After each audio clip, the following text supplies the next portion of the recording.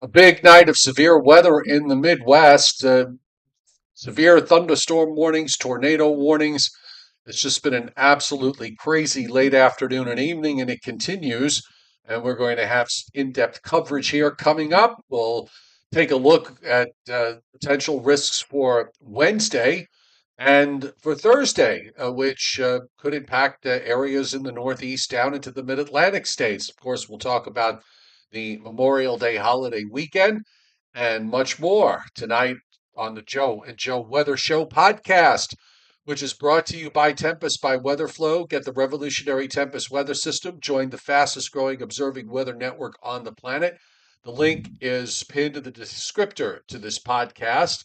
If you purchase the weather station, which by the way is easy, really easy to install, and you run it on your mobile device. If you purchase this or any of the other weather gadgets and gizmos that they have on the Tempest website, use that coupon code SPRING 2024 because if you do, you will get, 10% off. Joe, an absolutely mind boggling night so far in the Midwest. At this moment, as we speak, we're at 7:36 p.m. Eastern time, folks. So always remember that what you're seeing in terms of the radars. If you're watching this live, that's fine. If you're watching this on the replay, obviously it's dated. So please go to weather.gov and your local National Weather Service forecast office for the latest information regarding severe weather. Right now, we have 26 severe thunderstorm warnings, three tornado warnings, and it breaks down to 12 in the state of Iowa, one in Illinois, two in Minnesota, three in Missouri, one in New York from a totally separate situation, five in Oklahoma, and eight in Wisconsin. So far today, I've got a graph here somewhere. There we go. So as of, let's see on the time here. So this was as of 7 o'clock. And I just updated to add a few more. I'll put the chart in. This is right off the SPC website. Uh, that we have 20 tornadoes so far, uh, 88 reports of wind, and 96 reports of hail. And one of the things that struck me today was in there the tornado watch that they put up this afternoon for Iowa and points northward up into Minnesota, Joe. Uh, they they they use the phrase dangerous situation. I believe it was dangerous situation developing. And they also pointed out that they were forecasting the possibility of hail 4 inches in diameter. So Well, to give that's, you an idea of what that is, a standard softball is 3.5 inches in diameter. So for something 4 inches in that's a half an inch wider than your standard softball. Ouch. oh, that's just crazy. David Schwartz on the chat board has been putting up uh, small descriptions of various warnings that have been going up, all through the afternoon and evening hours. Thank you, David, for doing that. And there's something I was about to go to something here. Oh, yeah, I wanted to just go to the wide radar shot, and we'll just take a look at that. I mean, this is just, hold on a second. I'm just having a little bit of difficulty here uh, doing 10 things at once. But there you go. I mean, this is the radar right now, the US radar, and then I just zoom in on it and look at that cluster. I mean, just an absolute cluster of thunderstorms from western Wisconsin, now moving through eastern Iowa. I mean, this, as I just said, there were 23 of them, and then there's other severe thunderstorm warnings that extend down through Missouri and into Oklahoma. And if you want to look at this from the perspective of lightning strikes, here's the southern end of it. Look at all the lightning strikes down in southern Missouri, down into Oklahoma and northwestern Arkansas. And then I'll just move it up here, and you can see the lightning strikes, uh, hundreds and hundreds of them across the state of Iowa, southeast Minnesota, and into Wisconsin. Just an absolutely impressive system uh, playing totally up to the forecast. In fact, on the satellite loop, you could actually see the upper air shortwave rotation that is crossing out of South Dakota and Nebraska and triggering all these thunderstorms. I mean, this is just a really, really impressive system here.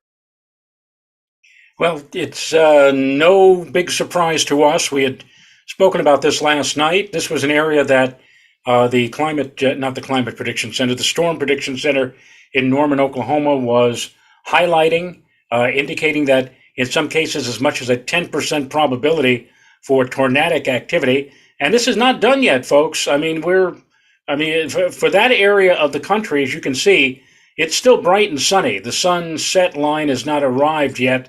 And if you are hoping for any kind of diurnal cooling, if you will, cooling of the atmosphere that would help to settle the storms down a bit, that's not happening until probably after 9, 10, 11 o'clock tonight.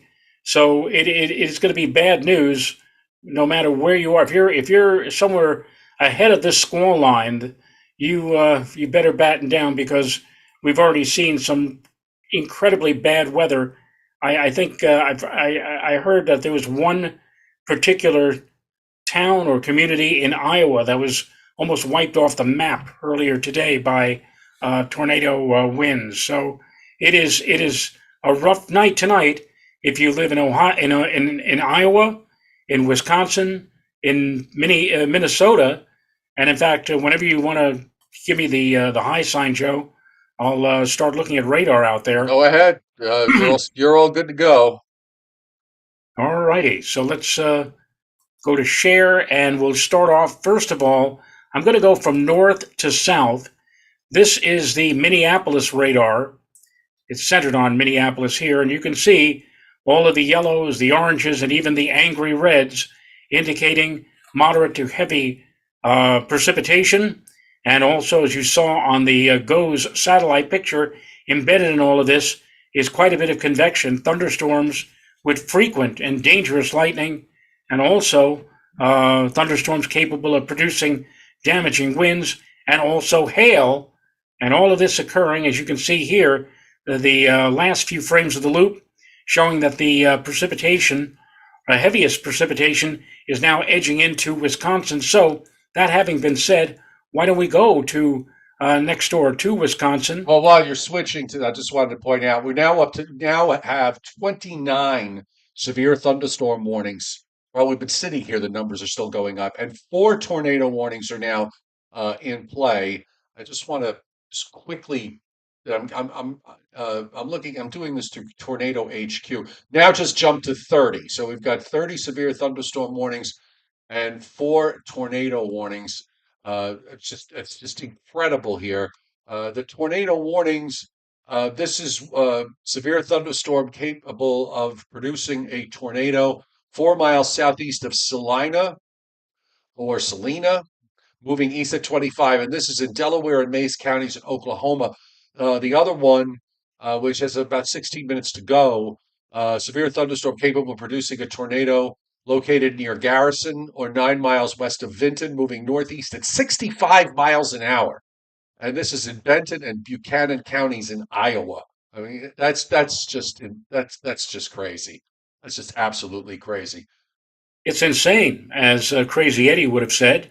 Uh, Trying to inject a little bit of humor into a very serious situation.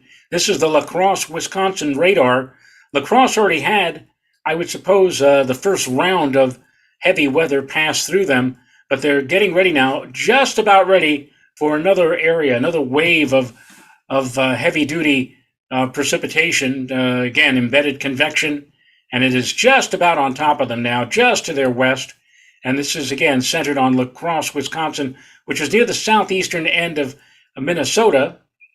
And further south here, the cursor here indicating Iowa. And in fact, that'll be my next stop. Let's go to, let's see. Well, this is Des Moines. And as you can see, that is a very, very substantial, very significant line of thunderstorms. Moved right on through Des Moines and is now continuing rapidly to the east, getting ready now to reach the border of of Iowa and I believe Illinois. And this again is an area that contains dangerous straight line winds, heavy rainfall, cloud to ground, vivid and deadly cloud to ground lightning, and hail. We go to whole 9 yards here with this. Now it's already past Des Moines, so why don't we go a little bit further to the east? Here is Illinois. Here, the Illinois-Iowa border, and you can see coming in from the west is this crazy line of very heavy activity that again is moving rapidly to the east. Here is northern Illinois.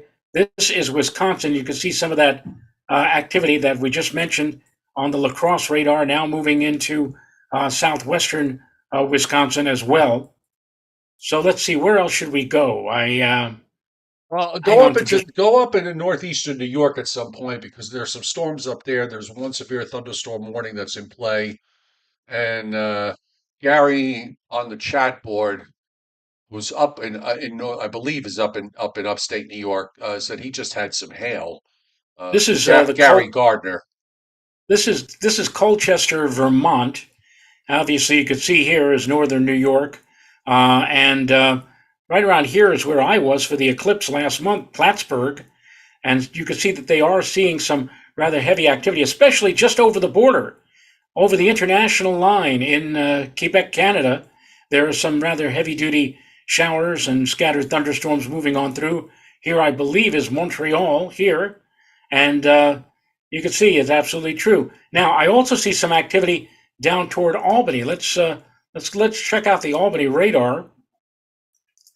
And here's Albany here, and you can see like literally growing out of nowhere is some very potent cells of precipitation. They grew, they suddenly got very strong, and then they just as quickly disappeared or dissipated.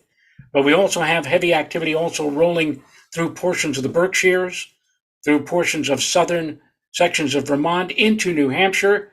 And here's another area up here. Looks like it's just north of Syracuse.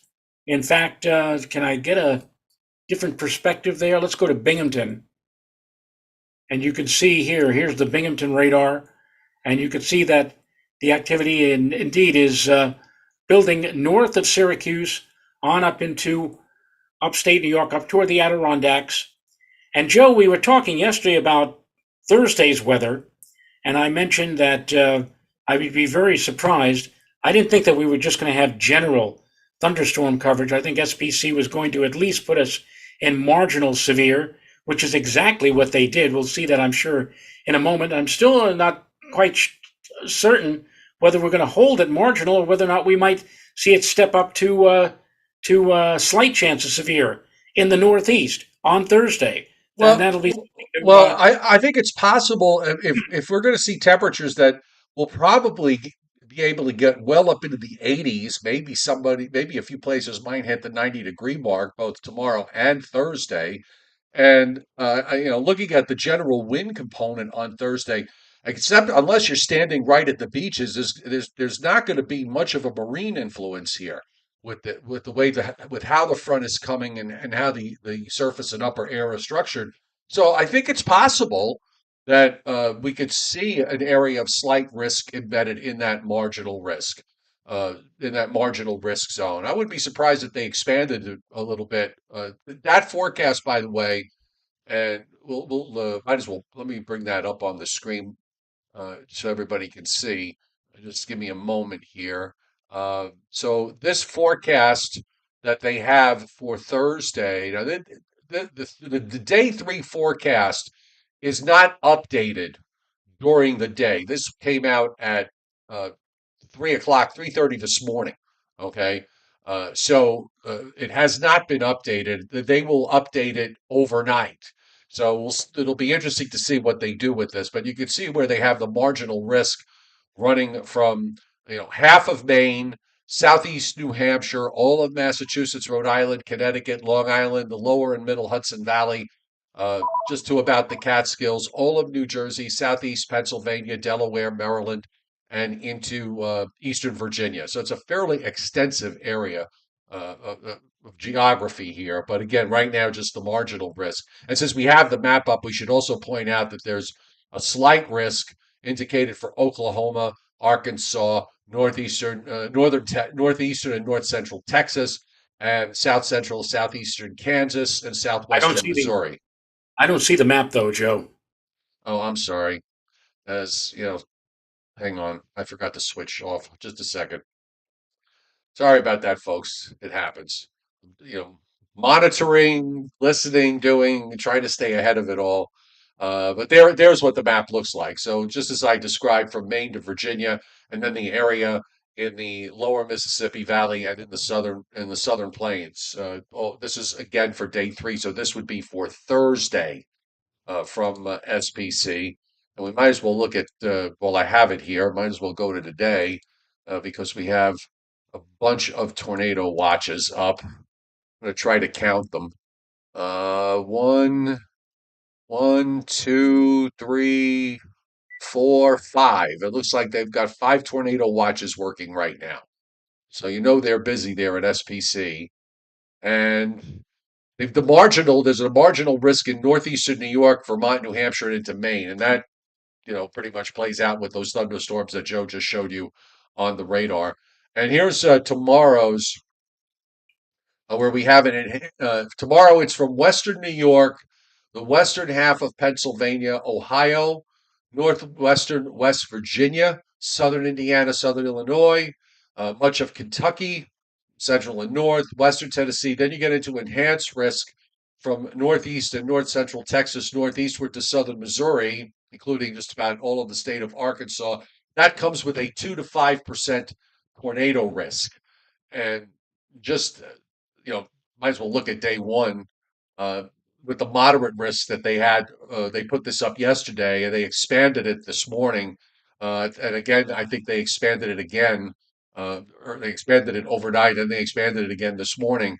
But that's the area that really is in the bullseye with that 15% chance for an EF2 to EF5 tornadoes inside that 15 in that 10 to 15% hatched area.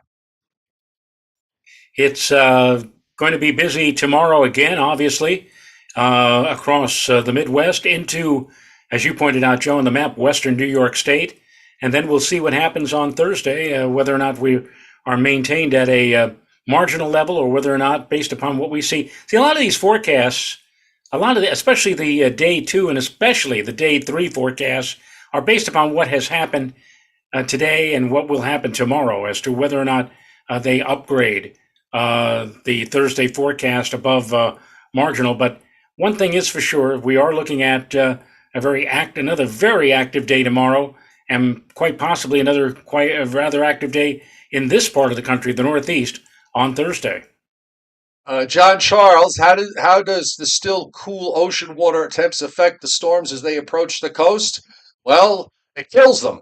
Uh, if there's any kind of south wind uh, from if you're inland, not the case. If you're west of New York, if you're in New York City west through New Jersey, Pennsylvania, interior upstate New York, the south wind is not going to have much of an impact. But once the storms reach the immediate coast and they get into an area where there's a south wind, the wind coming in off the ocean, the marine layer gets involved, and that's usually a thunderstorm killer. Now, it is possible on Thursday for the immediate coast that the sea breezes may only be confined to the immediate beaches, and then everybody else will have just a west or a west southwest wind ahead of it. So if that's the case, this might be one of those instances where the ocean doesn't kill them. And this is usually the case in the spring and maybe even going into the very early part, late June, early July. But once you get deeper into the month of July and the water temperatures warm up to above 70, that marine layer influence is weakened considerably. So I trust that that answered your question. Uh, the other thing, Joe, tonight that's going on through all of this is the fact that there's a lot of heavy rain, particularly in central Iowa and on up into Minnesota, where we've got flash flood watches, and there are a number of flash flood warnings that are up as well. So they're getting dumped upon in the upper Mississippi Valley with rain, uh, total opposite of last year. And we also have flood watches in southeastern Oklahoma. And here too, we're having going to probably have some issues, and that's probably ahead of what's going to happen tomorrow. Not so much with the storms tonight, although they do have tornado watches up for a small portion of northeast Oklahoma and northwestern Arkansas. Just a crazy night from a standpoint of the severe weather. And you know the tip off always is when you look at these models, and we showed them yesterday, and I'll bring it up again. Um, when you look at these severe weather situations as they develop, when you have a shortwave trough like we do tonight, and here it is, uh, I'll just roll back. I mean, this is, you can see the system, that dent in the flow that comes into the Pacific Northwest and the Northern Rockies as it swings around and sharpens. Right in here, there's a short wave. This was earlier this afternoon, and then suddenly you're going to have a closed upper low 6 hours later. You have a strengthening upper air feature here playing into all that daytime heating and instability. You're going to have the kind of outbreak that you're seeing. And Joe, right now, if you want to show the image that I'm sharing here with everybody, I mentioned that there was a city or a community in Iowa that got literally wiped off the map, and here it is, Greenfield, Iowa. This was taken a couple of hours ago, and you could see for yourself. I've what kind of a tornado did this? An F3, an EF4? I don't know if it's an EF5, but whatever it is, pretty much the town of Greenfield, Iowa, is going to be in rebuilding mode for the next, God only knows how many weeks, months, maybe even years. This is what one of these just one of these storms can do. And again, what we saw at the top of the show with that squall line of convection, this is what that squall line is pretty much consisting of. What is embedded in that squall line, either damaging, and this is certainly damaging winds or tornadic activity, whatever. Does it really matter if it's straight line winds or a microburst or a tornado that did this? I frankly don't think it matters, especially so if what you're seeing there happens to be your property or what was your home. It's just hard to fathom. I you see pictures, and you're so removed from it, and you see the power and the destruction, and it's very humbling. I can't imagine what it must be like if you live there and you suddenly go, you survive the tornado as it goes through, and then you go outside and you see everything just leveled. I don't even know what that. I have no idea what that feels like. I don't either. I really, somebody on the chat board said it's hard to believe anybody would want to live in an area that is subjected to this. Not all the time, obviously. Obviously, not every day, not every week or every month, but for a place that has that potential periodically from time. But of course, the people who live out there probably are saying, why would anybody want to live But in New York? there's risk everywhere. I was There just going to is say, risk everywhere from something. If you right, why do you live in the why do people live along the coastline of both east and west coast of Florida when there's a fair chance that every few years you're going to get nailed by a hurricane, and every few years you're going to get nailed by a major hurricane, but people live there. I mean, right.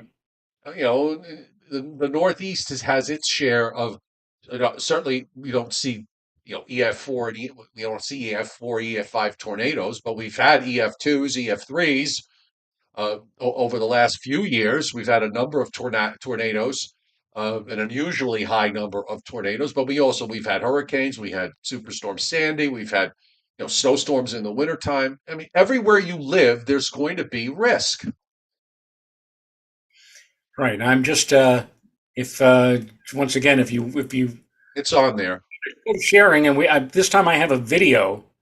This was taken by a gentleman by the name of Jeff uh, Piotrowski, and he's pointing out farm homes with injuries gone southwest of Greenfield. You just saw a still of Greenfield, Iowa, what's left of Greenfield, Iowa, And now I guess Jeff Pietrowski now, a couple of hours after the storm has moved on by, showing a video of what basically is left of this town. This is incredible. I mean, this is so sad also to see something like this. You see people actually lived here. People made their homes here. People may have brought up their children here, and now all of that is, for all intents and purposes, gone. Absolutely Well, gone in one sweep. this is where I get what gets my back up, and I had this. I wrote about this yesterday on Newsbreak, which is a news app that I post on, and you know, unfortunately, um, a lot of the people that are on Newsbreak, have anger issues, and some a woman accused me of fear mongering. Okay, there's your fear mongering. All right. I hope you're happy, whoever that person was. I hope you're happy. That you know In other words, you, they were taking they were blaming you for being a fear monger in yeah. advance. Well, I wrote about this upcoming severe weather event for today, and pointed out that this was a serious severe weather event, and she just put that one sentence that said stop the fear mongering. Well, The problem, no, the you can problem, only Joe. hope that it's not her that God, that experiences this. This is I get bent out of shape about people that say stuff like that because it's just, you know, this is what happens when you don't heed. These people, we don't know what they heeded the. I mean, here's a case where if you probably even if you heeded the warnings, where are you going to go? I mean, hopefully you have a storm cellar that you can go to, but this is serious stuff here. We don't just post. I didn't write a story about the potential for severe weather today because I felt like writing it because I felt like that I was making it all up.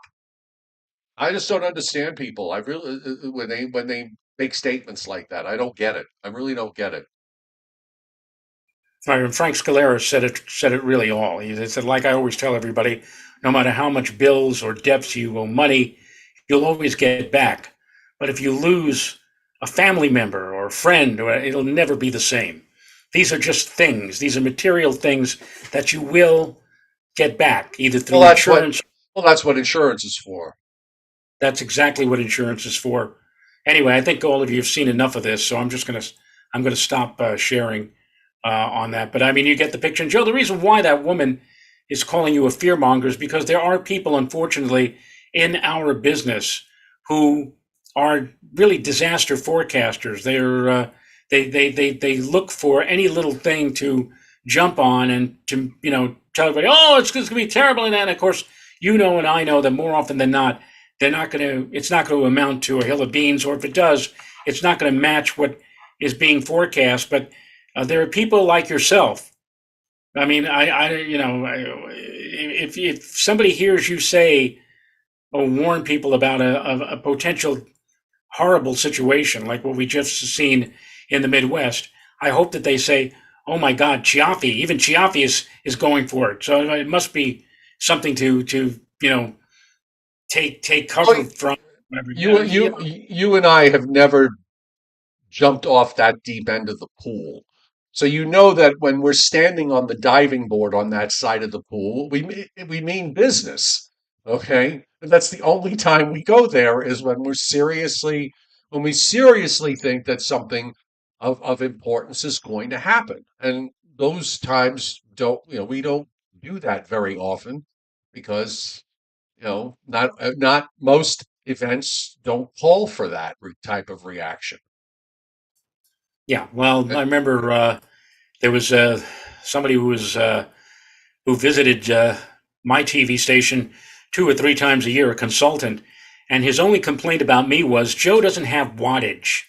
In other words, I was not of the ilk where I stood in front of the TV, in front of the weather map, jumped up and down during potential major weather occurrences and to get people all fired up or whatever. And then he was there one night. I think it was back about 15 or 20 years ago. We had a hurricane named Isabel. and everybody was making comments about, oh, Isabel's going to be hit for the tri-state area and everything, and I'm standing there in front of my map, and he's in the control room watching me, and I had told the camera person zoom in on me when I give you the signal, which he did, and I looked in the straight into the camera. And I said, I will tell you when it's time to be concerned. I will tell you when it's time to be worried. Right now, in my opinion, it's not time to be worried. It's not going to be the nicest of days tomorrow with this system passing off to our south and east, but it's not going to be, as we saw some years later with Sandy. And he was so impressed by that, he was off my back immediately. He said, "That's the way to do it. I mean, if you're gonna do it that way. There's another way of providing people with weather information on television. Not so much that you have to jump up and down and oh my god, oh it's going to be terrible and Right, no, right. it's no, it's you don't do it that way. No, you don't. Now, since I have the upper air map, just want to just jump to tomorrow, so and Thursday, and there's here's this upper low that forms and moves up into northern Minnesota tonight, and it goes up pretty far to the left. It's left of Lake, just north of Lake Superior, by tomorrow evening. But there is a little kink there in the flow to the south, and I'll just point that out. That's well, actually, it's there. I didn't have to redraw it, but that is going to be the trigger. We've got this fairly long southwest flow that this next shortwave is riding around.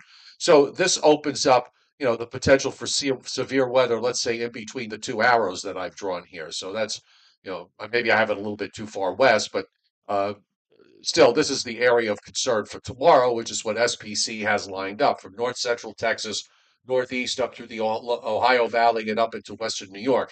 Now, Thursday, that upper low goes pretty far to the north. There's just a little bend in the flow. It's kind of hard to see, but there's just a little bit, a little kink there, a little shortwave Thursday night. So that's why this system, as fierce as it is right now, it's fierce because this is where all the energy is being played out, and of course we've got a deepening surface low that is running up through Minnesota and going from a 995 to a 982 low, we're not going to quite have the same thing going on Thursday. We're going to get a weaker version of this. I mean, the front's still going to be there, and there is going to probably be some severe weather risk with this, but it's not the same as what's going on out in the Midwest tonight. Now, going forward, as we go into the weekend, because I've been watching to see what these models are doing, we've got little weak systems that are sort of rippling along in the flow, which may mean that we got to throw in the chance that there could be a couple of showers from time to time, but nothing that's going to make the weekend a washout by any stretch of the imagination. But on Monday, we have a stronger short wave, and you can see it here Sunday night. There's an upper low that closes off in Wisconsin and then swings east across the eastern lakes and into the northeast on Memorial Day. And this one might be a situation where we could have maybe some thunderstorms and some severe weather risk late in the day on Monday, Memorial Day, as this upper trough. This is a much more impressive upper trough that's swinging through early next week as opposed to what we're seeing for Thursday. So that's something to bear in mind. And when I want to bring the surface map up, I don't know. I don't know how you looked at this as far as the weekend is concerned. It seems to me that you know you got this front coming through on Thursday. Okay, we're going to get some showers and storms with that. We've got that all figured out. Friday doesn't look too bad. Okay, Saturday, I think there probably will be some scattered showers around, maybe a thunderstorm. Better chance of The it probably afternoon. inland in the afternoon. Yeah, in the Yeah, evening. Sunday actually looks okay for the yeah. most part. And then now here's on Monday. You can see there's a 993 low, 995 low near Kansas City Sunday morning.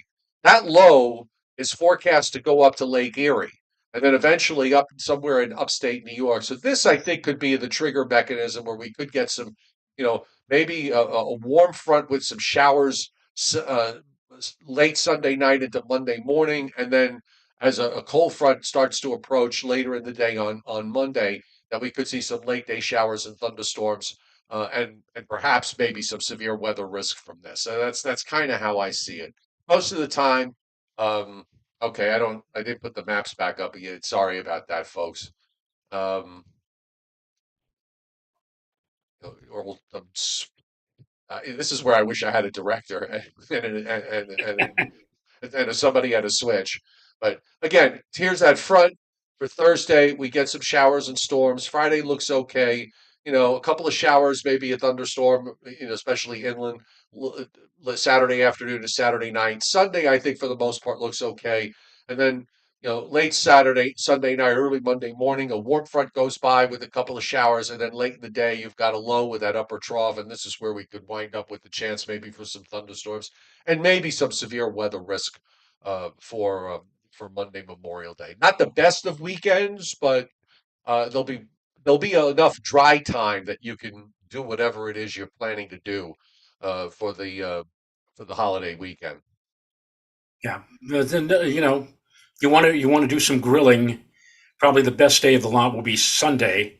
If you do any grilling on Saturday, make sure you're done with your grilling by, I guess, 2 or 3 o'clock, because there is a chance later in the afternoon and evening for a bit of showery weather, maybe a thunderstorm, and then on Monday, as you pointed out, Joe, there may be still the possibility after a decent Sunday of a few scattered showers. A couple of things of note: we have a bunch of winter storm warnings up for Southwest Montana. Okay, and if you look at the surface map here, this is for Thursday afternoon. They got like a band of dark blue heavy snow on the GFS that comes into western Montana and goes up into northern Wyoming. So I'm going to just see what let's just go to WPC. No, better yet, I'll do this. Let me let's go to total new snow. Hard to believe we're going into the Memorial Day weekend. But yeah, look at this. Uh, Double digit amounts out here, Joe. Look at this. I mean, Billings is where you see that the interstate. I think that's I-80 in Billings. But look at some of these big snow amounts, 2 feet in some of the mountains in western and southwestern Montana. I mean, that's just crazy. And even down into parts of Wyoming, we're seeing a fair, some hefty snow accumulations of up to a foot or so. There it And this is, is the end of May. and this is now for let's say later tomorrow into later through later the 24-hour period from later tomorrow through tomorrow night and on into a good part of Thursday. No, right. Correct. Well, the whole map here goes. It's through 8 p.m. Friday, so it's yeah, and it looks like it'll be as far as the actual timing for snow, it'll be later tomorrow, Wednesday night into Thursday. And it's a Thursday day side, and then it just disappears after that. So again, pretty pretty wild to have that going on. But you know what? That sort of also reflects the state of the atmosphere right now, where you got all this severe weather, and it just tells you the contrast with temperatures in the 80s in much of the eastern part of the eastern half of the United States ahead of this storm system and cold front, and the deep cold upper trough that's bringing really cold air for this time of year. That's cold air that's coming in behind it. So you've got that wide contrast here, which which sets off severe weather most of the time, and especially, and this is one of those times. And remember, I mentioned just yesterday that 2 years ago, right around this time 2 years ago, Denver, Colorado had temperatures of near 90 degrees one day, and then they dropped into the 30s with something like 6 to 8 inches of wet snow the next. It's crazy out there sometimes, and it's getting crazy out there again. By This the time, not way, Montana. yeah, and the GFS keeps forming some kind of low in the Caribbean that moves northward to north of the Dominican Republic and out in the Atlantic near Bermuda uh, toward the end of the week and going into the weekend. But the 7 day outlook from the Hurricane Center, they make no mention of it, and the Pacific side is, oh, excuse me, also on the quiet side. And one other thing, I just really quick. take a look at temperatures going forward. Well, first of all, these are temperatures for out in Montana. I mean, you're looking at, I don't know what these points are, but they may not necessarily reflect areas that have elevation, but you're seeing areas that are in the 30s and even 20s in some places. So clearly, that's driving the snow accumulation. The higher up you go, the more you're going to get. I even see a 16 in some mountaintop, probably in northern Wyoming.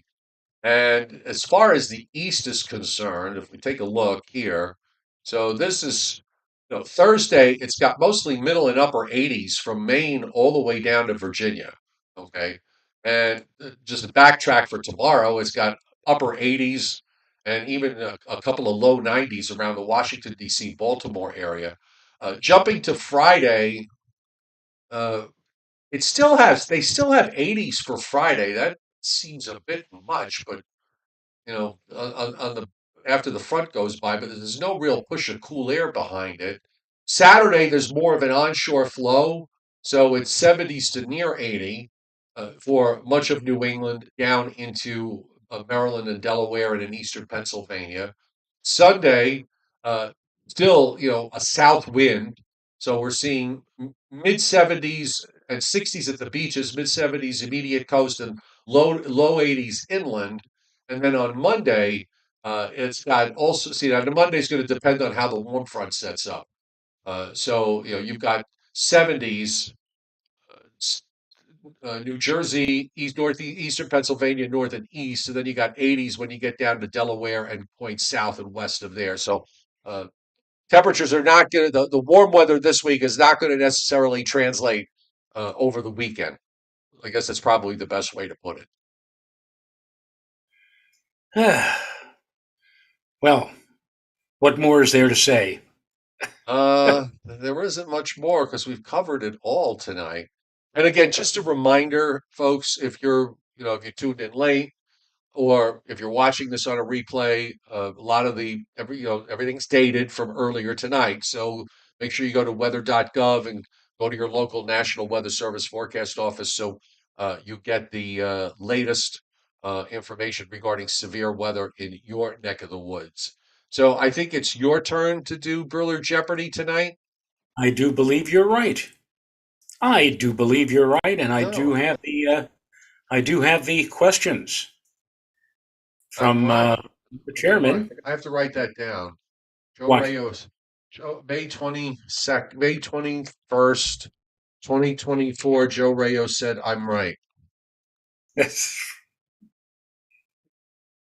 Have I ever said other? No, What? you've always been kind. Yes. Okay. So high temperatures, average high temperatures in the month of May for five great metropolitan areas. And we will start with the place where it all began in this country, 1776, 249 years ago. Philadelphia, Joe, the average high temperature in the month of May in Philadelphia. Oh,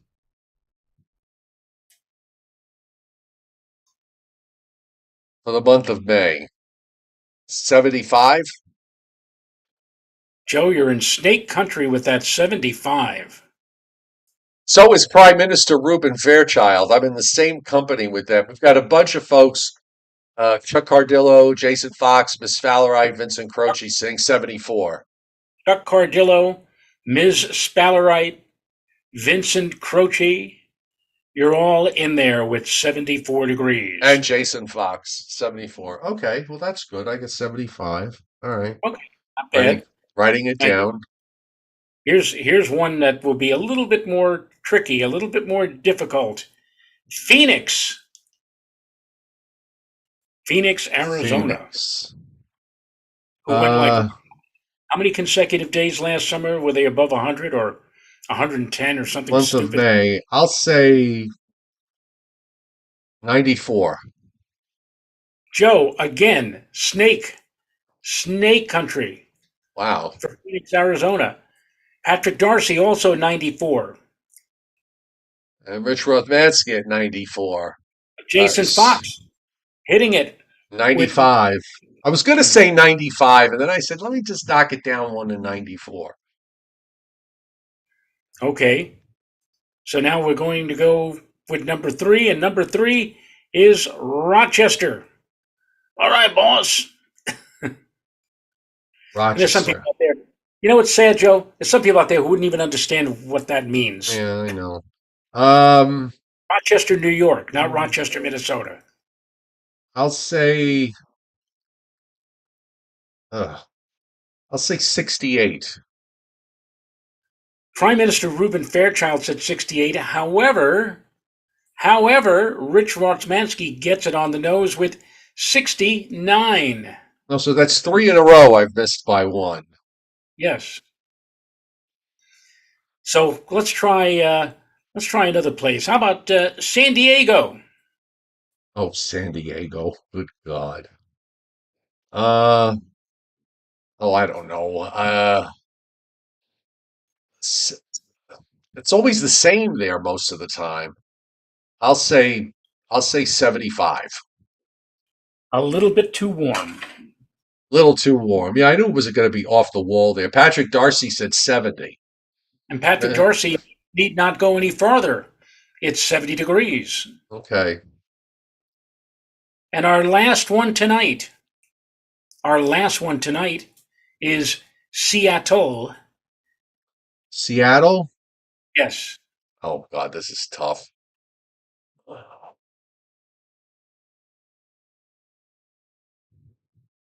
61. Too chilly. Too chilly. Okay. Um, Chuck Cardillo said 67. Chuck Cardillo's in Snake Country, and Charles the Chair is a little bit on the cool side, so John Charles said 68. a little too warm. Helen Bertona then gets it, and Vincent Croce at 66. Absolutely. WNBC. Boxcars. Boxcars, Big Benny's. Oh, wait a minute. Now, Joe, I'm going to complain now to the news director that you're using such terms on the air. Oh God, yes. Please don't remind me. It'd be like, Let's not go down that road. I'm going to call that a gas bag complaint. Yes, well, I know I had switching problems tonight. When you're the director, the producer, the talent, you know, the writer. If it was the old days, the teleprompter operator wrapped up all in one. Of course, I'm nothing. I'm just here to cut the grass. You just show up. Right. You just wait for a note from me pre-shows that you do the radars tonight, Yes. which you did in grand fashion. Yes. You did such a fantastic job. Um, okay, so we're good here. Reminder, folks, that, well, first of all, a big hello to everybody on the chat board now that we're at the end of the show. And for those of you watching in the background, welcome to tonight's Joe and Joe Weather Show podcast. We are on Sunday through Thursday at 7:35 p.m. Friday and Saturday we are off unless there's a storm around. The severe weather on Thursday will keep us from taking Thursday off. However, we are going to take Sunday off this weekend. So after Thursday, we will not be back until Monday night, Memorial Day on Monday. Memorial Day. Uh, Thank you for the 51 likes. We love it when we get to 100, but this time of year, uh, people are doing other things than watching the Joe and Joe Weather Show podcast. God knows why they aren't watching. I mean, I know Perry is on, but what can I tell you? The Joe and Joe Weather Show podcast brought to you by Tempest by WeatherFlow. Get the revolutionary Tempest weather system. Join the fastest growing observing weather network on the planet. The link is on the description to this podcast. Use the coupon code Spring 2024 because if you do, you will get. You'll get 10% off. Somebody asked about Mrs. Rayo. Isn't she the executive producer or the director? Mrs. Rayo, if I'm correct now, is probably in front of the TV. She's watching the season-ending show of Will Trent on ABC, and then later tonight, I, The Good Doctor's final show, the grand finale, is later tonight. So you can see that she's got her entire night all planned out in front of the TV. I don't know any of these shows. I don't watch any of these shows. Um, I just don't. I don't. I watch very little television. So I watch at 10 o'clock. I watch my sister and I. We both refer to him as Uncle Larry. We watch Uncle Larry at 10 o'clock. who's Uncle Larry? Lawrence O'Donnell. We refer to him as Uncle Oh, Larry. even So less so. I don't. I watch no news whatsoever. So okay, other than CNBC and Squawk Box. yep. Uh, because I'm up at 5:30. I get up and I'm up at 6 o'clock in the morning for those 3 hours. Okay, everybody, have a great night, and we'll see you tomorrow. Nighty We're night. here. Bye.